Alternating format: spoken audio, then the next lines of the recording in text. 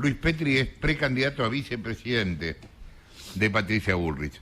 ¿Qué tal, Luis? Jorge Aranda soy, buen día. ¿Qué tal, Jorge? Buen día, ¿cómo estás? Bien.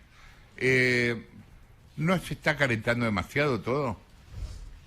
No debería pasar por estos carriles la campaña, porque debería ser una campaña de propuestas y en donde le hablemos a los argentinos de cómo le vamos a resolver el principal problema que hoy tienen, que es la inflación, y que obliga a que el 63% de las familias argentinas se endeuden para comer, que 7 de cada 10 chicos son pobres en la Argentina, y deberíamos hablar de cómo vamos a resolver estos problemas, de cómo vamos a resolver el problema del narcotráfico en Rosario, de cómo vamos a resolver el problema del empleo en el país y de las economías regionales, y lamentablemente entramos en las descalificaciones respecto de la forma de encarar y de resolver los problemas, porque Patricia lo ha dicho con total claridad.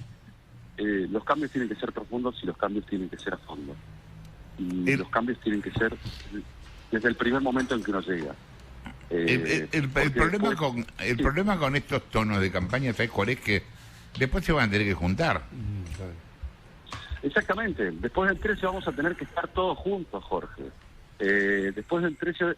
Y además el rival a vencer es el kirchnerismo, es Massa y es el populismo que está enquistado en la República Argentina, que lo representa el kirchnerismo durante más de 20 años y que está sostenido por las organizaciones piqueteras y por el sindicalismo en la República Argentina, con los que vas a tener que confrontar, Jorge, inevitablemente, porque si no las cosas no van a cambiar en la Argentina. ¿Sabes cuántos piquetes hubieron el año pasado en la Argentina? 9.000. Sí. 9.000 piquetes se contabilizaron. Entonces no van a poder acordar con las organizaciones piqueteras. ¿Está claro? Tenés que ir fuertemente a enfrentarlas con todo el peso de la ley, con la justicia y con las fuerzas de seguridad. Porque de lo contrario, la Argentina va a seguir siendo un caos, como lo fue en el 2022. O vas a acordar con Baradel, que prácticamente no se ha pronunciado durante la gestión de Kicillof, pero a María Eugenia Vidal le hizo 62 paros. 62 paros. Entonces, claramente, tenés que cambiar la lógica y tenés que ir a confrontar y a enfrentar al statu quo que mantiene a la Argentina secuestrada y de rehén en un estado de decadencia permanente. Jessica. Sí, ¿qué tal, Petri? Jessica Bossi soy. Voy a ser acá de abogada del diablo y sosteniendo un poco la postura de Larreta, que es básicamente, está bien, los dos, tanto Patricia como yo, queremos llegar a un mismo lugar, la diferencia es el cómo, y ahí lo que plantea Larreta es, hay que sentarse y acordar con algunos sectores, porque si no, no están los votos. El próximo presidente probablemente no tenga una fortaleza mayoritaria por cómo está dándose la elección y va a necesitar, aunque gane en primera vuelta, va a necesitar sí o sí el apoyo de otros espacios políticos. Entonces, ¿cómo haces estos cambios que vos decís estructurales, radicales, de fondo, si no tenés esos votos, si no tenés ese consenso? ¿Cómo avanzás? Mira, lo primero es con el acompañamiento de la gente, con una fuerte legitimidad social, porque la situación es distinta a la del 2015, y yo les pido que hagamos un ejercicio de memoria. En el 2015, Mauricio Macri perdió la elección general con Scioli 32-37. Ese resultado definió la composición de las cámaras, y eso hizo que nosotros entráramos en franca minoría, tanto en el Senado como en la Cámara de Diputados. Esto no va a suceder porque Patricia Bullrich, y así lo espero, va a ganar en primera vuelta, y esto va a generar que tengamos una amplia mayoría, que lógicamente se puede llegar a acordar con partidos muy bien que nadie lo niega, pero no vas a hacer reformas laborales en la Argentina acordando con el sindicalismo o con el kirchnerismo. Hace 50 años, Jessica, que tenés las mismas leyes laborales. La ley 2744 es de 1975. Entonces, si vos querés hacer una reforma laboral para incluir a los 5 millones de trabajadores que hoy están precarizados, que hoy no tienen obra social, que no tienen aportes tradicionales, que están en el peor de los mundos y que son desconocidos por el sindicalismo argentino. Y claramente no lo vas a lograr acordando con el sindicalismo argentino, porque viene resistiendo esa reforma desde hace 50 años. Sí, pero te iba a recordar que creo que incluso vos estabas en diputados los 2 primeros años de la gestión de Macri, muchas leyes se sacaron con votos de los gobernadores y con votos de Massa.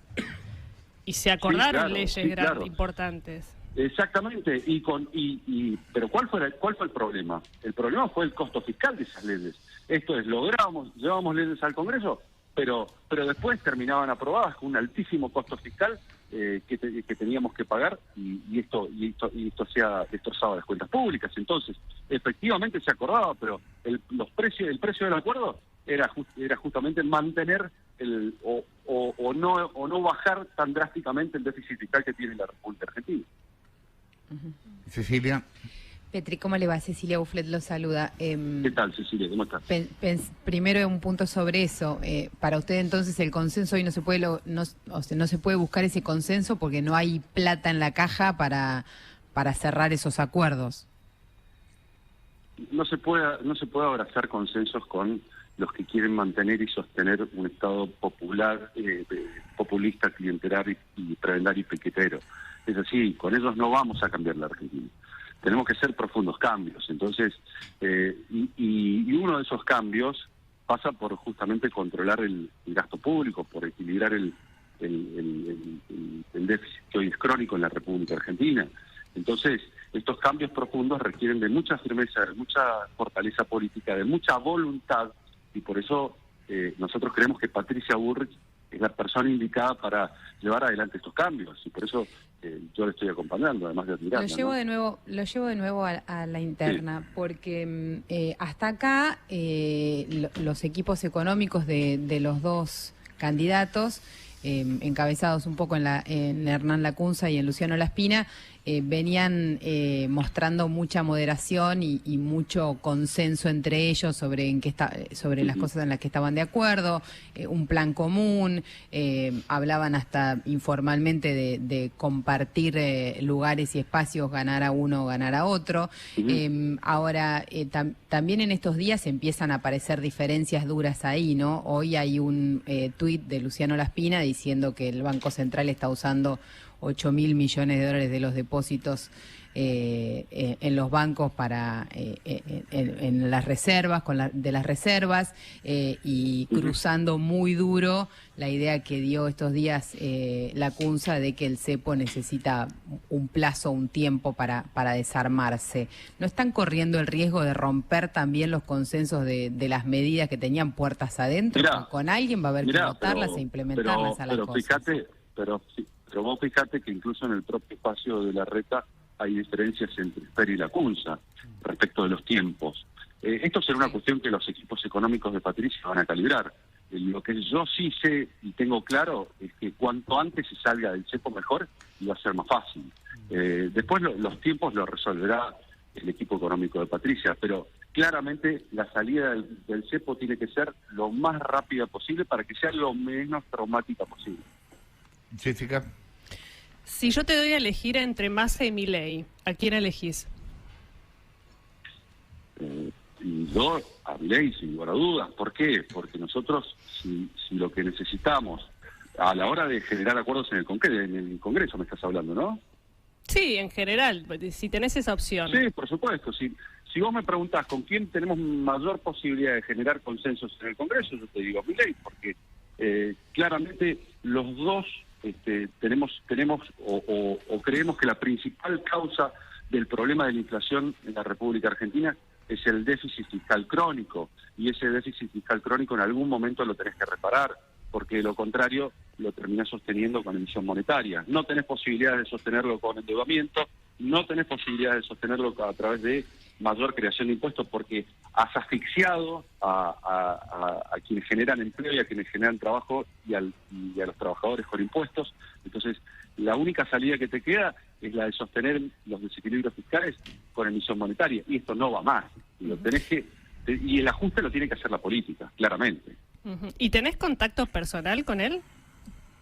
No tengo contacto. Pues son compañeros en la Cámara. Me lo he cruzado en alguna oportunidad en canales, pero no tengo contacto fluido con Javier Milei. Gonzalo. ¿Qué tal, Luis? Gonzalo Sánchez te saluda. ¿Qué tal, Gonzalo? ¿Cómo estás? Bien, todo bien. Estaba pensando que hoy circula una encuesta, una primera encuesta que nos llegó a todos, que da en primera vuelta ganadora Massa.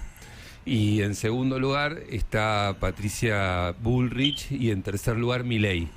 Es decir, Patricia le gana la interna a Horacio Rodríguez Larreta, eso quiero decir. Y que en segunda vuelta se supone que Juntos por el Cambio, todos juntos, le ganan a Massa, siguiendo los números que dan esa encuesta. Mi pregunta es, tu oferta electoral es muy atractiva porque es contundente. Vos hablás de ir contra los piquetes, hablás de... te escuché decir que hay que revisar el Ministerio de la Mujer también. Ordenar la Argentina, que es lo que plantea Patricia. Es muy contundente. Levantar el cepo lo más rápido posible. Sí. Es fuerte, y no es moderada, como lo es la de Larreta. Mi pregunta es cómo van a hacer ustedes para decirle a los que votaban a Larreta, quédense con nosotros, que nosotros estamos acá, duros y firmes, y los de Larreta piensan que no, que hay que ir con un consenso, que hay que moderar, que hay que... Por ejemplo, otra cosa que quiero plantear. Patricia dice, los sindicalistas nos tienen que presentar declaraciones juradas, y Larreta se sienta con los sindicalistas. ¿Cómo van a hacer para amalgamar? Porque ese es el gran tema al final, pues la primera vuelta yo estoy seguro que después del 13 de agosto vamos a estar todos juntos. Y también estoy seguro que Patricia Bullrich va a ganar en primera vuelta, más allá de lo que dicen las encuestas. Lo veo cuando la acompaño por la esperanza que genera en miles de personas que se le acercan, la abrazan, lloran, se emocionan. Y ahí es donde vos te das cuenta que hay una fuerte conexión de Patricia Bullrich con la gente, independientemente de lo que digan las encuestas, porque la verdad es que hay encuestas para todos los colores y sabores, y yo siempre digo, dime quién paga la encuesta y te diré quién. La verdad que hay una fuerte manipulación que se hace a través de las encuestas, pero independientemente de las encuestas, lo más palpable es qué genera cada candidato cuando sale a la calle, cuando sale a actos públicos y las demostraciones de efecto que reciben, ¿no? Rolo. Luis, ¿cómo te va? Rolando Barbano te saluda.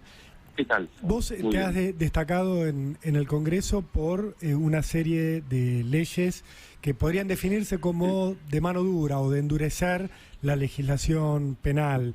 Quería un poco que nos cuentes y que le cuentes a la gente en realidad lo que estás planteando, lo que están planteando con Patricia en cuanto a terminar con los piquetes o enfrentarlos, enfrentar el narcotráfico, enfrentar el delito. ¿Cómo lo harían? ¿Con qué herramientas? En algún momento vos fuiste impulsor incluso de leyes que pretendían bajar la edad de imputabilidad de los menores en la Argentina. Claro. Entonces, como quizás uno le quedó en el tiempo lo que era el Petri legislador, que en su momento daba notas contando esa postura, hoy que sos candidato a vicepresidente o precandidato, estaría bueno que expliques un poco qué es lo que propones en concreto, ¿no? Bueno, porque porque vos tenés las herramientas para plantearlo, ¿no? Y no el eslogan de marco el delito. ¿Qué harían ustedes? Yo les voy a decir algo. En el año 2018, Patricia Bullrich firmaba el acuerdo Argentina sin narcotráfico, que suponía un acuerdo entre los tres poderes del Estado para combatir el narcotráfico en la República Argentina. De haberse sostenido en el tiempo, hoy no estaríamos viviendo la situación que se vive en Rosario, con la cantidad de muertos producto del sicariato pago por el narcotráfico. Pero volviendo a lo que vos decías, nosotros lo que planteamos es claramente defender a las víctimas, respaldar a las instituciones policiales y custodiar y darle seguridad a la sociedad. Y esto se logra con profundas reformas a nivel legislativo, pero también con acciones concretas a nivel ejecutivo. Ustedes piensen que antes de la ley que se sancionó de mi autoría, los condenados por violaciones a mitad de condena estarían en libertad, o las perpetuas no eran perpetuas. Y lo que nosotros dijimos es básicamente que las condenas se cumplan. Y si una persona la condenan a 20 años, cumplan los 20 años, porque si no están estafando a la víctima, que tiene derecho a que se haga justicia y que esa sentencia se cumpla. Si esa persona salía a los 10 en lugar de cumplir la totalidad de la condena. Y creo que hay muchas reformas que tienen que venir para combatir particularmente el narcotráfico. Una ley que es imprescindible para financiar a las organizaciones criminales es la ley de extinción de dominio. No solamente tenemos que elevar las penas para los narcotraficantes en el país, que está claro que son bajas, sino que además tenemos que financiarlos porque le tenemos que quitar el poder de fuego, el poder corruptor que tienen sobre el sistema, y para eso la ley de extinción de dominio es imprescindible. Y claro que tenemos que discutir un régimen de responsabilidad penal juvenil.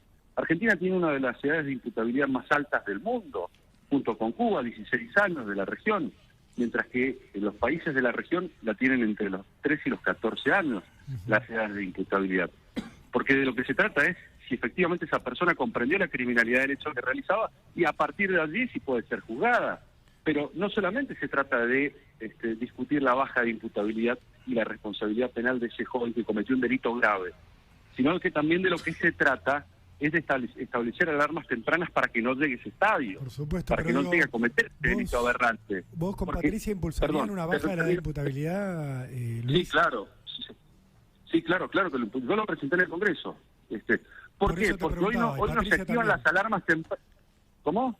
Por eso te preguntaba, porque Patricia también, y vos sabés que todo el tema de alarma temprana y eso coincidimos todos, pero el tema de bajar la edad de imputabilidad es como sensible y cae en el medio de la grieta. Por eso te preguntaba cuál es tu postura concretamente y a qué edad llevarían la edad de imputabilidad. ¿Quién se pone del lado de la víctima? Pero el punto es, vos bajás la edad de imputabilidad para permitir el juzgamiento, para permitir que esa persona, si comprendió lo que estaba haciendo, pueda ser juzgada. Y que esa familia que perdió un ser querido tenga la posibilidad de que al que mató se lo pueda juzgar y se lo pueda condenar, porque de la otra manera, ¿qué ocurre? El Estado le baja la persiana y le dice a la víctima que no tiene ningún derecho, porque la ley determina que esa persona a los 16 años o con menos de 16 años no puede ser juzgada y condenada. ¿Y en qué edad la pondrías la edad de imputabilidad? Bueno, en el proyecto que yo presenté, a los 14 años lo establecí, que es el promedio que establecen los estados en la región y en Europa incluso. Pero es una cuestión a discutir, porque esto es una cuestión que tiene que ser discutida también científicamente respecto de cuál es la evolución y en qué momento se puede presumir que una persona comprende que está matando y acepta las consecuencias de ese hecho. Levinas. La pregunta es sencilla. ¿Cómo garantizás con la fuerza de seguridad, la policía, que en este momento, con el grado de entrenamiento que tienen, con la capacidad que tienen de reprimir y llevar adelante un proceso de represión, de un piquete, de un corte de ruta, de calle, sin generar violencia que puede llegar inclusive a la muerte de gente? Es como, porque pareciera que las fuerzas de seguridad no tienen esa capacidad hoy. Lo hicimos en Mendoza. En Mendoza no hay cortes de ruta y piquetes. Hay que trabajar coordinadamente, primero desplazando las fuerzas de seguridad, pero también es clave la intervención de la justicia. ¿Por qué? Porque cuando hay un piquete se está violando el Código Penal. Y ahí es donde rápidamente tienen que intervenir jueces y fiscales para imputar, procesar y condenar a los organizadores de ese piquete. Cuando vos los condenaste, te puedo asegurar que la segunda vez no van al piquete. ¿Sabes por qué no van? Porque claro, la condena no es de cumplimiento efectivo, pero si son reincidentes, inmediatamente se van a purgar pena de cárcel al establecimiento penitenciario y se termina la joda.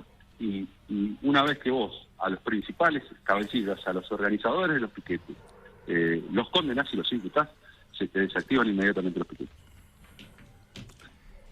Pero por eso tiene que ser una respuesta coordinada entre la fuerza de seguridad, la justicia y los fiscales, ¿no? Jessica. Sí, quería volver un poco, lo mencionaste al principio cuando Rolando te preguntó por el tema seguridad de Rosario. ¿Y qué haces? Imagínate que asumen 11 de diciembre Patricia Bullrich y vos. ¿Qué hacen con Rosario pensando en una intervención de shock? Es decir, ¿puede haber una intervención de la provincia o de la ciudad? ¿Pueden enviar fuerzas armadas a Rosario, que fue algo muy discutido, que después, digamos, esa discusión se quedó? De hecho, el gobierno mandó al ejército a hacer, creo que, obras de infraestructura, no sé con qué nivel de avance, enviaron ahí un batallón del ejército, pero ¿qué harían ustedes como una política de shock en contra del narcotráfico en Rosario apenas asuman? Sí. Por supuesto, sin duda, hay que hacer un operativo de desaparición. Hay que llevar a Gendarmería, hay que modificar la Ley de Seguridad Interior y la Ley de Defensa Nacional para permitir el desplazamiento de las Fuerzas Armadas. Particularmente, yo lo decía, lo vengo sosteniendo desde hace muchísimo tiempo, para que efectúen tareas de control y vigilancia en zonas de frontera, pero también para que puedan coadyuvar en la articulación del trabajo, por ejemplo, en zonas calientes, sin una participación directa que queda reservada a Gendarmería. Pero sin lugar a dudas tenés que ir con todo el peso de la ley, con todo el poder del Estado, tenés que desalojar a los narcos de Rosario, tenés que hacer allanamientos, tenés que ir por los búnkers y tenés que crear cárceles de máxima seguridad para alojar a quienes hoy están juzgando y condenando por narcotráfico, pero siguen operando dentro de las cárceles y manejando sus organizaciones dentro de las cárceles. Y ahí tenés que tomar dos medidas. Tenés que restablecer el sistema de inteligencia penitenciaria, porque es increíble que Argentina lo haya destruido a partir de esta gestión, algo que es importantísimo para evitar motines y fugas y para dar cuenta de los delitos que se organizan dentro de las cárceles. Y lo otro que tenés que hacer es la construcción de cárceles de máxima seguridad para narcos y además la inhibición de los celulares. Esa es una ley de mi autoría. Se siguen planificando y organizando delitos porque no se cumple una ley que se sancionó en el Congreso de la Nación y que establecía la prohibición del uso del celular y además la colocación de inhibidores de señales.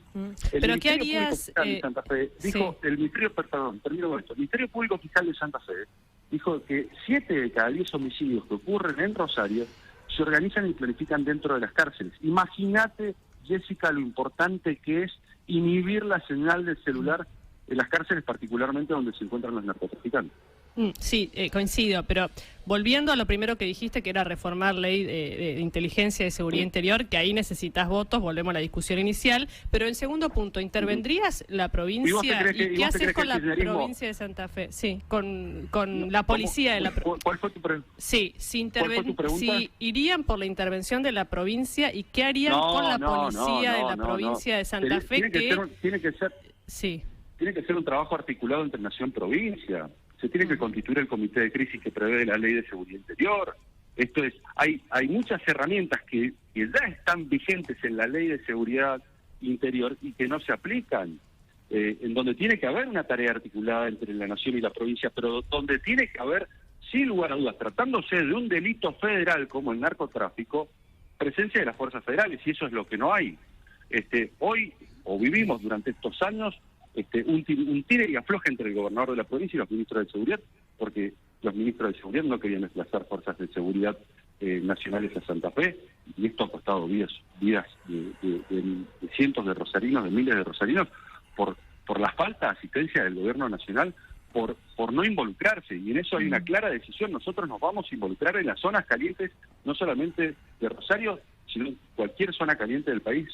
Y con la policía, Luis, y con la policía provincial, porque para darte un ejemplo chiquito, pero no menor, el sábado los monos desplegaron en la despedida de Maxi Rodríguez de Newell's, desplegaron su bandera dentro de la cancha, afuera tenían puestos de venta con merchandising de la banda de los monos, y la policía recién 2 días después allanó el estadio, obviamente no encontró la bandera ni nada, pero digo, ¿qué haces con la policía provincial? Que parece que está en su mayor parte en complicidad. Primero tenemos que reflotar una ley que logramos tratar en el Congreso, pero no se aprobó cuando Patricia fue ministra de Seguridad, que fue la ley anti-barra-brava. Esto es clave. Desarticular los negocios que están transversalmente teniendo las barras argentinas en todos los clubes, los negocios criminales, es importantísimo. Y después, podés trabajar con mayor articulación o con menor articulación de acuerdo a si las fuerzas provinciales actúan a la misma velocidad y decisión y determinación que las fuerzas nacionales. Pero sí me parece que es imprescindible un trabajo de articulación. Cuando yo mencionaba el acuerdo de Argentina sin narcotráfico, involucraba a los 3 poderes del Estado y también involucraba a las provincias. Y se firmó con el presidente de la Nación, con el presidente de la Corte Suprema de Justicia de la Nación, con los presidentes de las cámaras legislativas, y me parece que son por ahí los acuerdos que porque lo que importa es el contenido del acuerdo. Si vos acordás para ir a luchar decididamente contra el narcotráfico, no si vos acordás para mantener el status quo. Y esto lo tenés que hacer en un trabajo articulado, coordinado con la provincia y con los 3 poderes del Estado. Rolo.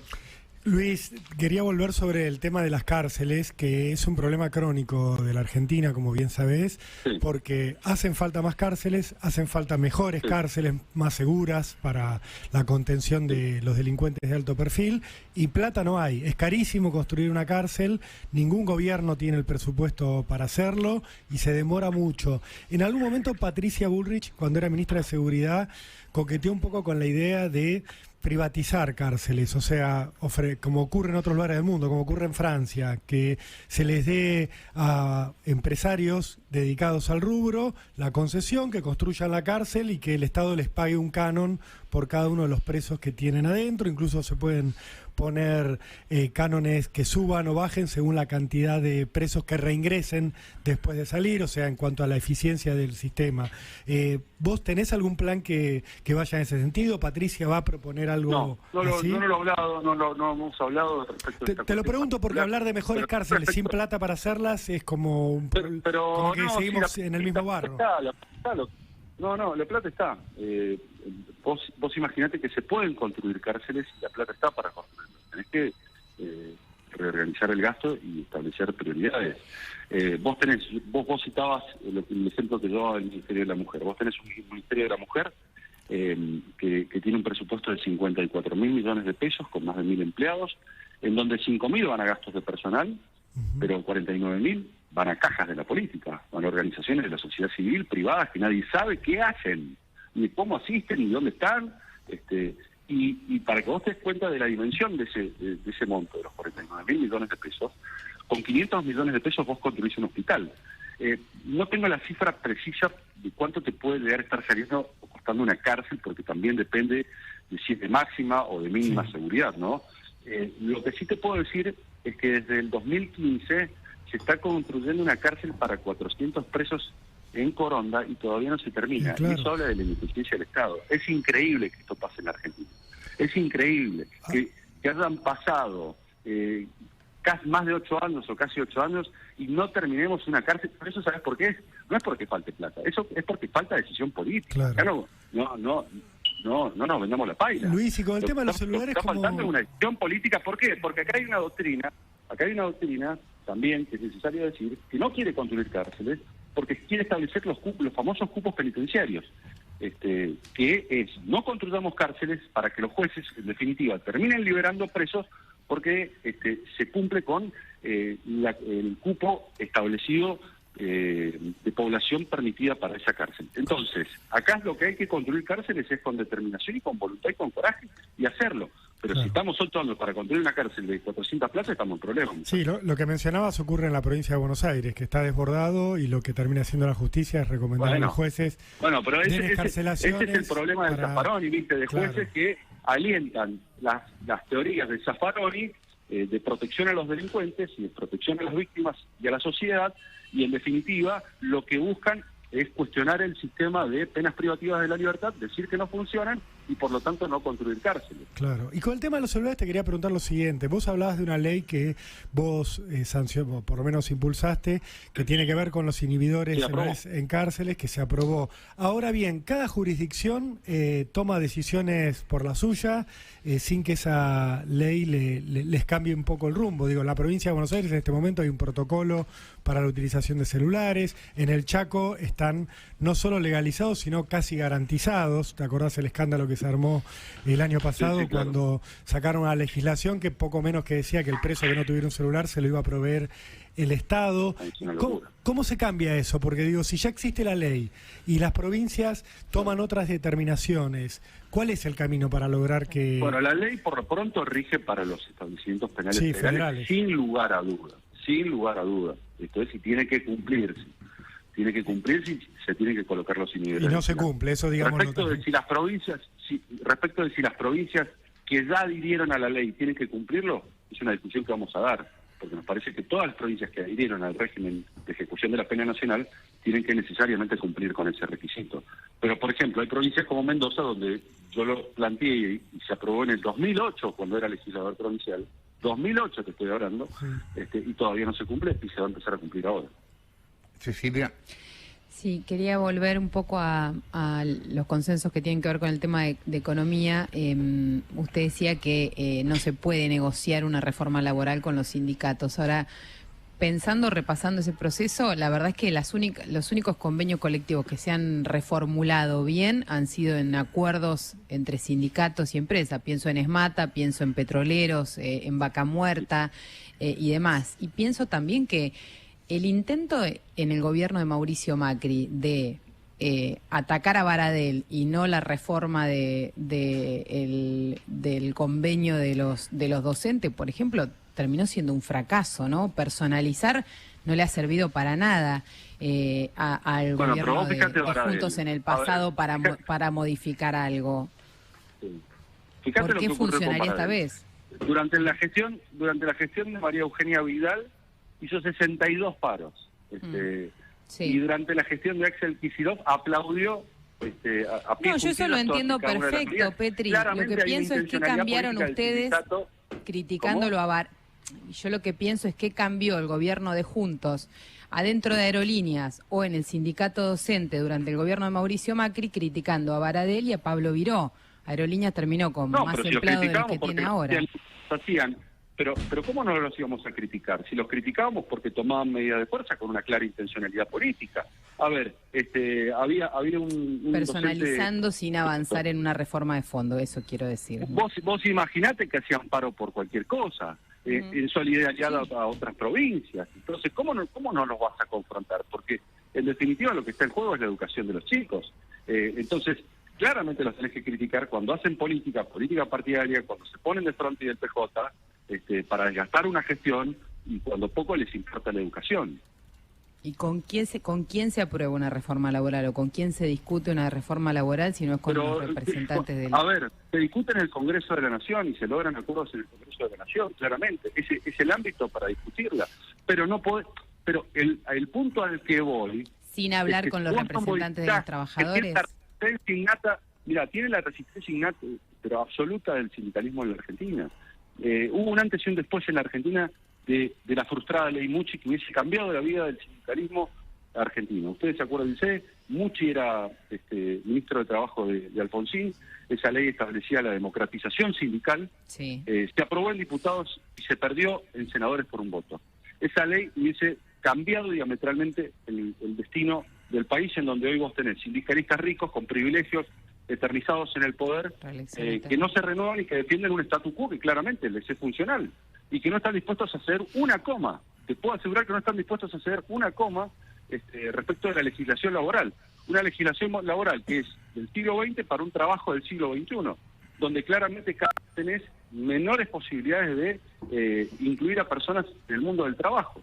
Entonces, sin lugar a dudas, tenés que ir fuertemente a implementar una reforma laboral en el Congreso de la Nación con los representantes, respecto de lo que vos creés que tiene que ser una legislación que no termine siendo una traba y un obstáculo a la generación de empleo. Mirá, yo he recorrido mucho la provincia de Mendoza en este tiempo y también lo estoy haciendo ahora en el país, y es constante el reclamo de pequeños y medianos comerciantes que te dicen cambien las leyes laborales, porque yo quiero contratar 1 o 2 personas, pero con estas leyes laborales no lo puedo hacer porque no tengo previsibilidad, porque no sé si me aplican la ley de contrato de trabajo, me aplican la ley de empleo y se me disparan las indemnizaciones y termino entregando mi negocio por un juicio laboral. Entonces, sin lugar a dudas, la ley de contrato de trabajo más la ley de empleo que se sancionó en la época de Menem terminaron poniendo una traba a la generación de empleo en la República Argentina, y eso lo tenemos que modificar. Te escuchaba recién hablando del tema de las cárceles con Rolo, de algo que a mí me parece interesante aclarar como concepto y que nosotros venimos diciendo hace mucho tiempo respecto de si hay o no hay plata. Hay plata. El problema de la plata es cómo se gasta. Cada vez que se discute el presupuesto, en el Congreso y nadie le da pelota, porque a la gente no le importa, los medios tampoco le damos la pelota suficiente. De lo que se trata es discutir eso. Hay guita, bueno, ¿cómo la repartimos, no? ¿Cuáles son las prioridades? Exactamente. Y si vos tenés un problema de narcotráfico y tenés que crear cárceles de máxima seguridad para que no tengan contacto con sus organizaciones criminales, Jorge, claramente tiene que tener prioridad y tiene que tener los recursos y construirse rápidamente. Y esto es lo que no está ocurriendo. Hay 1000 temas para hablar, te propongo en algún momento vengas acá al piso y lo charlamos. Pero por más supuesto, será un gusto. Gracias, viejo, por la comunicación. Luis Petri, quien hablaba, precandidato a vicepresidente de Patricia Bullrich.